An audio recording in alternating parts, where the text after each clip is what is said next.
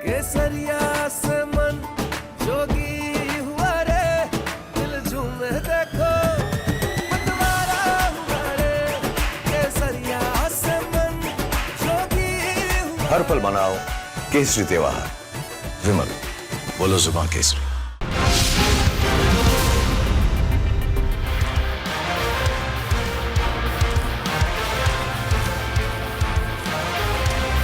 नमस्कार, मैं हूं विवेक और आप देख रहे हैं खबरों का मास्टर एंगल, मास्टर स्ट्रोक, जहां सिर्फ खबरें नहीं बल्कि तथ्य और तर्क बताए जाते हैं। मास्टर स्ट्रोक में आज सबसे पहले बात करेंगे यूपी के मुख्यमंत्री योगी आदित्यनाथ की, जो जापान के दौरे पर है और अपने आप में ग्लोबल ब्रांड बन चुके हैं। योगी आदित्यनाथ विदेशों में भी पल पल बढ़ते यूपी और हर पल बढ़ते भारत की नुमाइंदगी कर रहे हैं और बता रहे हैं कि सारे जहां से अच्छा हिंदुस्तान हमारा। चलिए बात करते हैं और आपको चलिए जापान की तस्वीरें दिखाते हैं। जापान में योगी ने रफ्तार के मामले में बुलेट ट्रेन को मात देने वाली मैग्लेव ट्रेन पर कदम रखा। पलक झपकते ही 600 किलोमीटर प्रति घंटा की रफ्तार और उसकी सवारी कर रहे थे योगी आदित्यनाथ। लग रहा था कि उन्होंने यूपी के लिए इसी रफ्तार का मास्टर स्ट्रोक रेडी कर लिया है। तो वो तस्वीरें आप देख पा रहे हैं। ये तस्वीरें कहीं ना कहीं आपके अंदर ऊर्जा भर दे रहेगी, लेकिन रफ्तार वाली ट्रेन की सवारी से पहले भारतीय संस्कार और संस्कृति का डंका जापान में बजता दिखा, जब जापान में एक छोटे से बच्चे ने भारतीय पारंपरिक पोशाक में योगी के पैर छुए, उनका आशीर्वाद लिया और बदले में योगी ने बड़े ही प्यार से, दुलार से उसके सिर पर हाथ फेरकर उसे चॉकलेट दी। यह भारतीय संस्कारों के मास्टर स्ट्रोक से कम नहीं था। चलिए इसके बाद अगली तस्वीर की तरफ आपको लिए चलेंगे और जापान में इस वक्त योगी योगी और योगी की गूंज है। नारे लग रहे हैं, शेर आया, शेर आया। जरा सुनिए।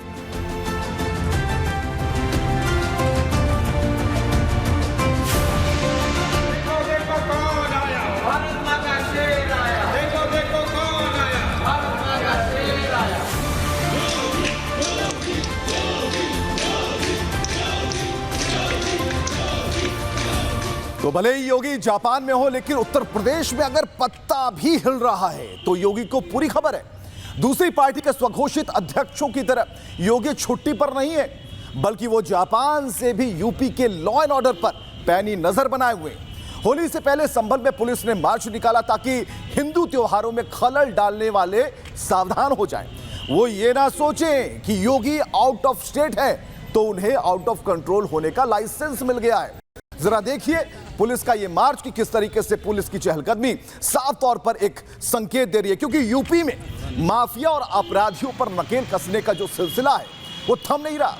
योगी की पुलिस बदमाशों पर सख्ती बनाए हुए और ग्रेटर नोएडा हो या फिर मथुरा, कानून तोड़ने वालों पर योगी फोर्स का डंडा बदस्तूर बरस रहा है।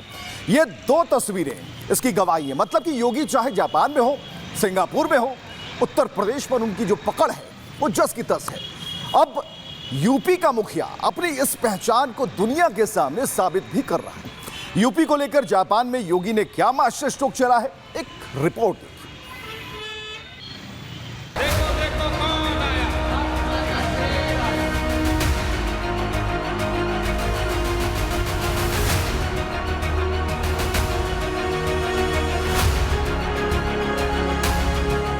जापान में भारत की आन बान शान देखकर हर भारतीय का सीना चौड़ा हो गया है। यूपी के बुलडोजर वाले बाबा बुलेट ट्रेन पर सवार हैं। रफ्तार का कोई तोड़ नहीं है और जमाना कदमों के नीचे है। जैसे जैसे ट्रेन ने रफ्तार पकड़ी, वैसे वैसे योगी का बाल रूप सामने आता गया। सीएम खुद स्पीडोमीटर के पास जाकर खड़े हो गए और फिर सेकेंडों में ट्रेन ने 500 की स्पीड को पार कर लिया। जिस ट्रेन पर योगी सवार थे उसकी रफ्तार बुलेट ट्रेन से भी ज्यादा है, 600 किलोमीटर प्रति घंटा, यानी पलक झपकते ही ट्रेन गायब। इस गति का सबूत खुद योगी ने दिया। योगी जापान के यामानाशी में जिस ट्रेन में बैठे वो मैग्लेव ट्रेन है, जो अब तक की सबसे आधुनिक ट्रेन बताई जाती है। रफ्तार है 600 किलोमीटर प्रति घंटा। यह ट्रेन चुंबकीय तकनीक से चलती है, इसलिए बाकी ट्रेनों के मुकाबले इसके चलने पर कम शोर होता है। सफर आरामदायक होता है और झटके ना के बराबर लगते हैं। भविष्य में इसे प्लेन का विकल्प तक माना जा रहा है। इसलिए योगी का यह सफर अहम है। यह रफ्तार जापान से यूपी तक लाने का प्लान है, लेकिन अखिलेश को इससे भी परेशानी है। वो कहीं ना कहीं इसमें राजनीतिक एंगल तलाश लेते हैं। उन्होंने योगी की विदेश यात्रा और बुलेट ट्रेन की सवारी पर तंज कसा, लेकिन योगी का यह दौरा यूपी में बम्पर निवेश के रास्ते खोल रहा है। वो ये बात या तो भूल गए या फिर मान नहीं पा रहे। योगी ने अकेले दम पर जापान से यूपी में 11,000 करोड़ के निवेश का प्लेटफॉर्म तैयार कर दिया।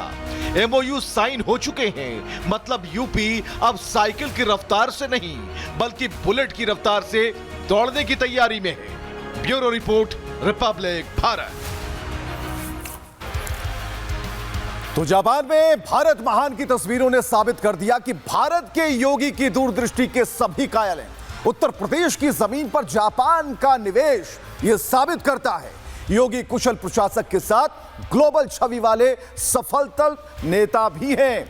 योगी के साथ आज पूरी रफ्तार के साथ यूपी आगे बढ़ रहा है, तो लॉ एंड ऑर्डर के सख्त मापदंडों को देख दुनिया कह रही है कि हम योगी के साथ हैं।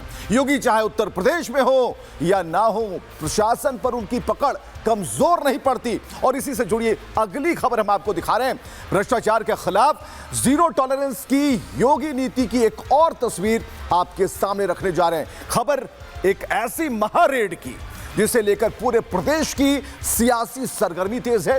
32 घंटे तक चली इस कार्रवाई ने देश को हिलाकर रख दिया, क्योंकि सूत्रों के मुताबिक विधायक के ठिकानों से 10 करोड़ से ज्यादा कैश मिला, जेवर मिले, प्रॉपर्टी के कागजात मिले, बैंक लॉकर्स अलग से थे।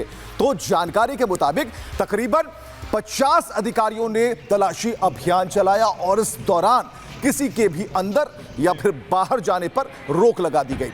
विधायक और उनका जो परिवार है घर के अंदर मौजूद था और यह कार्रवाई इनकम टैक्स की टीम के लिए आसान नहीं थी। इनकम टैक्स की रेड को लेकर सामने आया कि अधिकारी बाराती के रूप में बसपा विधायक के आवास पर पहुंचे थे। दरअसल इनकम टैक्स की टीम ने सरकारी गाड़ियों की जगह बारात की गाड़ियों का इस्तेमाल किया और छापेमारी में इसका इस्तेमाल पहली बार हुआ। शादी के इस मौसम में आयकर विभाग की टीम के एक्शन की भनक किसी को नहीं लगी। गाड़ियों पर शादी का स्टिकर लगा था। रेड को लेकर फिलहाल कोई भी आधिकारिक बयान अब तक सामने नहीं आया है। चलिए, और न सिर्फ लखनऊ बल्कि विधायक का बलिया वाला आवास आप देख पा रहे हैं, वो भी रडार पर था। ईडी की टीम ने उमाशंकर की कंपनी से जुड़े कागजात को खंगाला। यह बताया जा रहा है कि टीम को एक सीक्रेट फाइल की तलाश है। फिलहाल जांच जारी है और पूरे प्रदेश की सियासत अब गर्म हो चली है। तो अपनी पार्टी के विधायक के घर पड़े छापे से बीएसपी जो प्रमुख है मायावती बौखलाई हुई। मायावती खुलकर अपने विधायक के समर्थन में उतर है। मायावती ने इस रेड को दुर्भाग्यपूर्ण बताया और मानवता के खिलाफ बताया। मायावती का कहना है कि उमाशंकर सिंह ने पूरी ईमानदारी और निष्ठा से अपनी जिम्मेदारी निभाई। बहन जी ने उनकी तबीयत का हवाला देते हुए इस रेड पर सवाल खड़े किए। क्यों इस पर इतनी भीषण राजनीति शुरू हो गई, इस रिपोर्ट में हम आपको दिखाते हैं।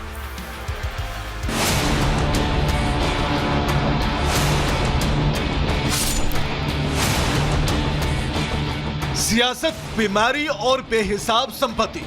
जब अपनों ने ही उठाए रेड पर सवाल, तो क्या यह कार्रवाई सिर्फ भ्रष्टाचार के खिलाफ है या इसके पीछे कोई बड़ा सियासी खेल है? अपनी ही सरकार के खिलाफ मंत्री समधी का मोर्चा और आयकर विभाग की यह जब्ती। उमाशंकर सिंह के घर पर आखिर ऐसा क्या मिला कि पूरी लखनऊ की सियासत हिल गई? सूत्रों के मुताबिक उमाशंकर सिंह के घर से टीम को करीब 10 करोड़ रुपए कैश मिला है। कई बैंक लॉकर की डिटेल और प्रॉपर्टी के कागजात मिले। इसके अलावा महंगी घड़ियां, सोना, चांदी और कीमती जेवर भी बरामद हुए। सूत्रों के मुताबिक आयकर विभाग 1000 करोड़ रुपए की टैक्स चोरी के मामले में छापेमारी कर रहा है। फाइलें, इलेक्ट्रॉनिक डिवाइस और अन्य रिकॉर्ड खंगाले जा रहे हैं। जानकारी के मुताबिक उमाशंकर सिंह के लखनऊ स्थित घर से इनकम टैक्स की टीम 5 बैग लेकर निकलती है। बैग में कागजात थे या कैश, इसे लेकर फिलहाल कोई खुलासा नहीं हुआ। हालांकि इस रेड को लेकर यूपी की सियासत जरूर गर्मा गई। जहां सपा अध्यक्ष अखिलेश यादव इस रेड को लेकर योगी सरकार पर सवाल उठा रहे हैं, वहीं बीजेपी ने पलटवार कर दिया, अखिलेश को आईना दिखाया। एक कचौड़ी एक समोसा, ढोंगी जी पे नहीं भरोसा, खाओ कचौड़ी और समोसा, वनस्पति पर ना करो भरोसा। जब ये एजेंसियां कहीं रेड डालती हैं तो इनके पास तमाम पुख्ता प्रमाण होते हैं, उसके बाद ये रेड की कार्रवाई होती है। मुझे लगता है तमाम चीजें सामने आएंगी और जो लोग मुंह खोलकर इस समय विपक्ष वाले बोल रहे हैं उनके सामने तथ्य आएगा कि करोड़ों रुपए का लेन देन, करोड़ों रुपए बरामद हुए। तो आपने देखा कि अखिलेश ने क्या कहा और बीजेपी ने क्या जवाब दिया। बसपा विधायक उमाशंकर सिंह के लखनऊ वाले घर से इनकम टैक्स की टीम को क्या कुछ मिला, कितनी देर ये रेड चली, क्या है इस रेड की इनसाइड स्टोरी, इसका जायजा लिया हमारे सहयोगी राघवेंद्र ने। एक गाड़ी यहां से निकल रही है, कुछ देर पहले ये गाड़ी अंदर गई थी। अब इस गाड़ी में देखिए पुलिस सिक्योरिटी दे रही है, इसमें कुछ अधिकारी बैठे हैं और इसमें कागजात हैं, डॉक्यूमेंट्स हैं। लगातार 30 घंटे से जो रेड हुई है, आप देख सकते हैं कि यहाँ पे ये जो IT रेड की जो टीम है वो निकल रही है घर के अंदर से गाड़ी। इसमें देखिए कई बैग रखे हैं, इसमें आप देख सकते हैं 5 भरे भरे बैग यहाँ पे हैं। आप देख सकते हैं भारी 5 बैगों से भरी हुई यह इनोवा यहाँ से गुजरी है। आप देख सकते हैं कि किस तरह से यहाँ पे लगातार जो इनकम टैक्स की जो टीम है वो रेड कर रही है और एक गाड़ी सामान लगभग पुलिस सुरक्षा में आप देख सकते हैं कि जो इनकम टैक्स के जो अधिकारी थे वो लेकर गए हैं। लगातार 30 घंटे से जो पूरी छापेमारी चल रही है, अलग अलग स्थानों पे, लगभग 30 स्थानों पे कहा जा रहा है कि 3 करोड़ रुपए कैश भी बरामद हुआ है।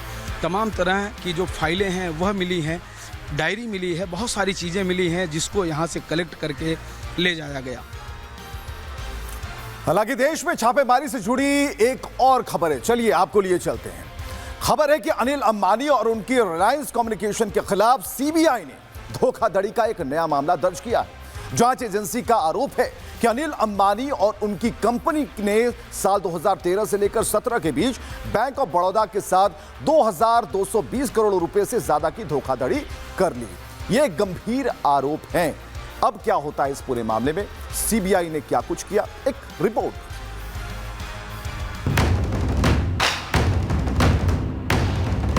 देश के जाने माने कारोबारी अनिल अंबानी एक बार फिर से चर्चा में है। वजह है सीबीआई का शिकंजा। सीबीआई ने अनिल अंबानी के घर और रिलायंस कम्युनिकेशन के दफ्तरों पर छापेमारी की। मामला यह है कि आरकॉम, RITL और RTL ने वित्तीय संस्थाओं से कुल 31,580 करोड़ रुपए जुटाए थे। 6,265 करोड़ रुपए से ज्यादा दूसरे बैंकों के लोन चुकाने में खर्च कर दिए गए। 5,501 करोड़ से ज्यादा अपनी ही जुड़ी हुई कंपनियों को दे दिए। 3,674 करोड़ से ज्यादा फिक्स्ड डिपॉजिट और म्यूचुअल फंड में निवेश किए गए, जिन्हें तुरंत निकालकर दूसरी पार्टियों को भुगतान कर दिया गया। बैंक का कहना है कि इस साफ तौर पर लोन की शर्तों का उल्लंघन है। 1783 करोड़ 65 लाख रुपए का इस्तेमाल देनदारी चुकाने के लिए किया। हेरफेर की वजह से बैंक ऑफ बड़ौदा को 2,220 करोड़ रुपए से अधिक का घाटा हुआ। इससे पहले आज ही अनिल अंबानी धोखाधड़ी से जुड़े मनी लॉन्ड्रिंग मामले में पूछताछ के लिए ईडी के सामने पेश हुए और पीएमएलए के तहत उनका बयान दर्ज किया गया है। मतलब अनिल पर बड़ा एक्शन होने वाला है। क्योंकि अनिल अंबानी से करीब 10 घंटे तक पूछताछ चली और सीबीआई ने कल उन्हें फिर से बुला लिया है। यानी उमाशंकर सिंह हो या फिर अनिल अंबानी, भ्रष्टाचार के आरोपियों को रेड की रडार पकड़ ही लेती है। हालांकि रेड के पीछे मकसद उन छुपे रहस्यों को ढूंढ निकालना है जो अब तक भ्रष्टाचार के महल के अंदर खुद को छुपाए बैठा था। लेकिन अब जिस रहस्य की बात हम करने वाले हैं उसके लिए हमें जरा मुड़ना होगा। चलिए मुड़ते हैं, वाराणसी चलते हैं, क्योंकि स्वामी अविमुक्तेश्वरानंद के मठ पर शीश महल होने का बड़ा आरोप लगा है। शीश महल जिसकी चर्चा आम हो चली है। शीश महल के कपाट के खुलते ही वो रहस्यमयी दुनिया सबके सामने आ जाएगी। रिपब्लिक भारत का मास्टर स्ट्रोक बताएगा कि आखिर भीतर क्या चल रहा था। और मास्टर एंगल की बात करें तो सभी आरोपों से इतर अब अविमुक्तेश्वरानंद मठ पर उपजे हुए सवालों का जवाब दे रहे हैं। सवाल है कि जिसे मठ कहा जा रहा है वो मठ नहीं, शीश महल है। तो खुद अविमुक्तेश्वरानंद कह रहे हैं कि नीचे के हॉल में ग्लास इसलिए लगाए गए ताकि अंदर वाला बाहर देख पाए, बाहर वाला भीतर देख पाए, इससे ज्यादा कुछ भी नहीं। तो हमारे भीतर भी ये इच्छा जाग गई कि जरा देखा जाए और आपको भी दिखाया जाए कि आरोप में शीश महल का जिक्र क्यों है।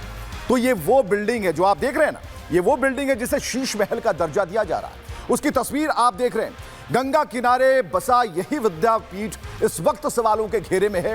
ये वही ठिकाना है जिसमें स्विमिंग पूल होने का दावा किया जा रहा है। तो इधर आशुतोष ब्रह्मचारी डंगे की चोट पर कह रहे हैं कि अविमुक्तेश्वरानंद शोषण के आरोपों से नहीं बच सकते, उनके बस गिनती के दिन बचे। दूसरी तरफ कुछ बटुकों ने भी स्वामी के खिलाफ बोलना शुरू कर दिया। हालांकि अविमुक्तेश्वरानंद का दावा है कि सब राजनीतिक षड्यंत्र है और उनके खिलाफ लगा एक भी आरोप साबित नहीं होने वाला। तो कहानी उलझती जा रही है। स्वामी अविमुक्तेश्वरानंद पर जिन बटुकों ने शोषण के आरोप लगाए थे उनकी मेडिकल जांच कराई गई और सूत्रों का दावा है मेडिकल जांच में शोषण के आरोप सही पाए गए। हालांकि सबूत नहीं है, इसका फैसला कोर्ट करेगा। पूरा मामला आपको अब इस रिपोर्ट में दिखाते हैं।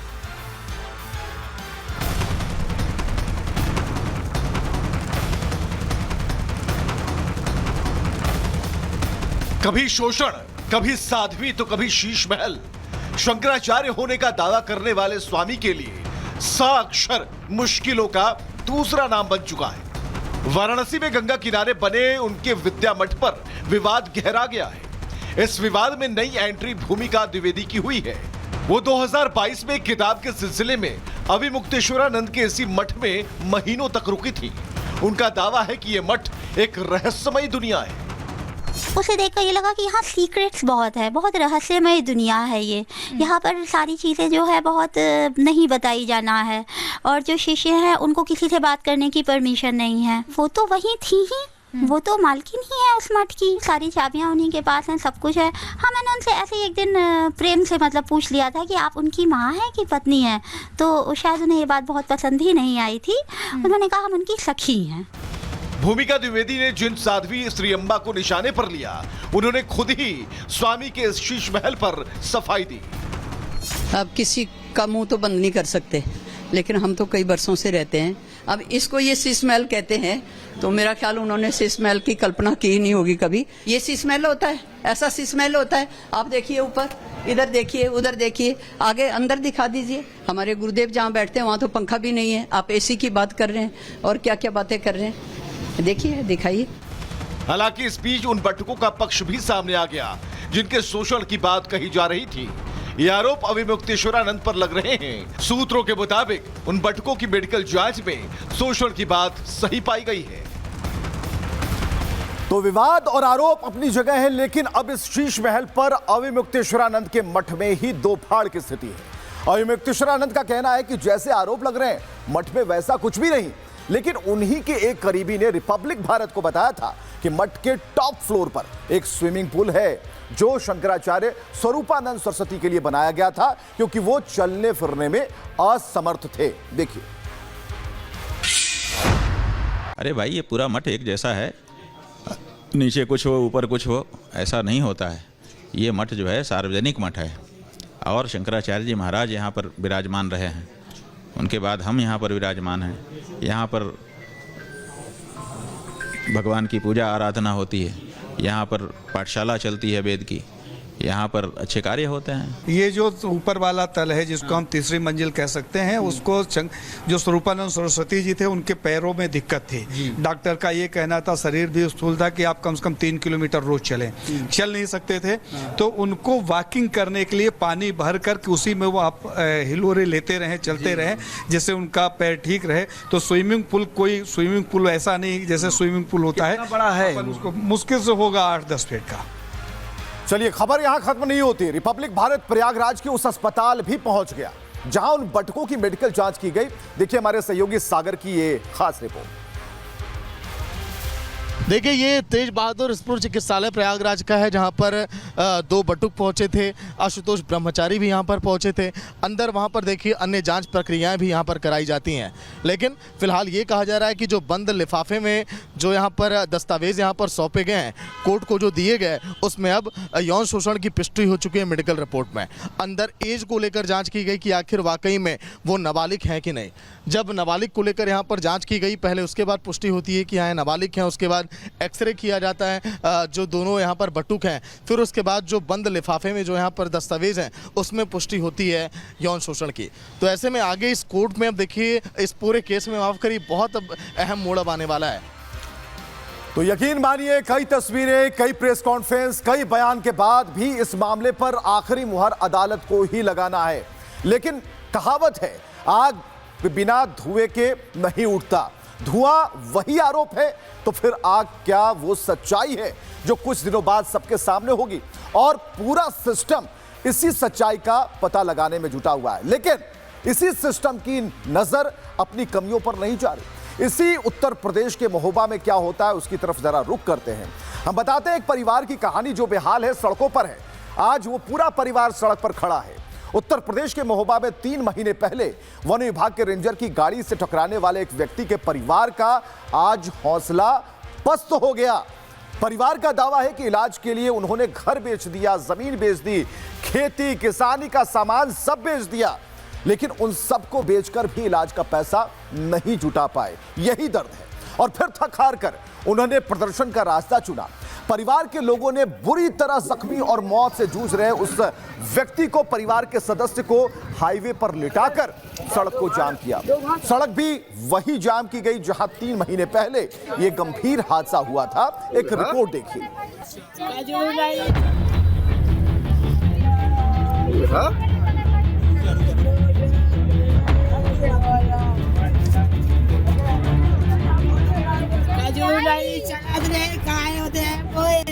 सिस्टम अगर आपको देखकर भी अनदेखा करने का मन बना ले तो कष्ट की सीमा का अंदाजा भी नहीं लगाया जा सकता। और जख्म पर नमक तब रगड़ खाता है जब चोट देने वाला भी सिस्टम ही हो। यूपी के महोबा में हाईवे जाम करने वाले ये लोग उसी सिस्टम की चोट खाए बैठे हैं। 3 महीने पहले वन विभाग के एक रेंजर की गाड़ी ने इनके घर के एक सदस्य ख्याली राम को टक्कर मारी थी। इलाज चला और इतना चला और इतना महंगा चला कि उस आदमी के परिवार वालों ने अपना मकान, खेती की जमीन और ट्रैक्टर तक बेच डाले। जो माँ तो घर की गृहस्थी में 2 बीघा जाऊंगा 30 बिक गई, जाऊंगा लड़का में इलाज में बिक गई, बिटिया बेटी 2 टैया बच्चा बेटे, अब नैया कुछ नहीं। तई टक्कर लगा तो हमने तई फेंक दो कि अब नैया में जाना ही नैया बदारी। हद तो ये रही कि इस विकट परिस्थिति में ना तो उनकी मदद की गई, ना ही आरोपी के खिलाफ एक्शन लिया गया। उनका आरोप है कि इस मौके का फायदा उठाते हुए दारोगा ने उनसे 20,000 रुपए ऐंठ लिए। मांग ये कर रहा है कि रेंजर साहब मतलब जितना हमारा 20 लाख रुपया लगा है वो चाहिए हमको, और आगे उनके लिए कुछ व्यवस्था चाहिए, बच्चों के लिए कुछ नहीं बचा, सब बिक गया। और जी गौतम सारे इसका हमको ट्रांसफर चाहिए, बोले 5,000 दो, 10,000 दो, ट्रैक्टर के 50,000 मांग रहा है, मोटरसाइकिल के 5,000 ले लिए, रिपोर्ट लिखाई 15,000 लिए मम्मी से मेरी गौतम सर ने। ख्याली राम उस परिवार में कमाने वाला इकलौता शख्स है जिन्होंने मजबूरी में घाट पकड़ ली। घर के खर्चे सिर पर हैं, बच्चों की शादी के दिन नजदीक हैं और उम्मीद की रोशनी दिन ब दिन धुंधली होती जा रही है। घर बार बिक चुका है, जमीन का अता पता नहीं और खेती से कमाई गई रकम भी इलाज की भेंट चढ़ चुकी है। ऐसे में प्रदर्शन ही एकमात्र रास्ता बचा था, सो वही किया। हालांकि अधिकारियों ने फिर एक बार भरोसा दिया है कि मदद की जाएगी और उस दारोगा पर एक्शन लिया जाएगा जिसने रिश्वत ली। उसमें FIR नामजद दर्ज है, गाड़ी वगैरह का डिटेल है, तो उसमें अग्रेतर कार्रवाई जो होगी वो वैसा माननीय कोर्ट का फैसला होगा, उसमें वो सभी को स्वीकार्य होगा, उसमें उनको भी ये बात माननी पड़ेगी। तो सब बिक भी जाए तो जमीर ऐसी चीज है जो नहीं बिकनी चाहिए। हालांकि सिस्टम का जमीर बिक चुका है। जो आपने देखा पीड़ितों की आंखों का जो पानी है अब सूख चुका है, क्योंकि अब आज के कटोरे में नामुद्दी ने छेद कर दी। और यह रिपोर्ट उस सिस्टम के लिए जो अपने माथे पर लगे कलंक के टीके को चाहे तो खुद भी मिटा सकता है, परिवार का सहारा बन सकता है, लेकिन जरूरी है कि सिस्टम की नींव टूटे। तो आज के लिए मास्टर स्ट्रोक में बस इतना ही। कल फिर आएंगे कुछ ऐसी खबरों के साथ और बताएंगे उन खबरों का मास्टर एंगल। जय हिंद।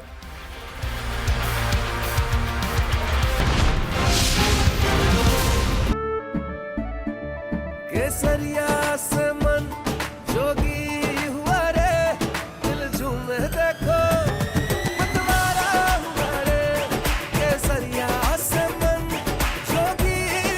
सफल बनाओ केसरी त्योहार।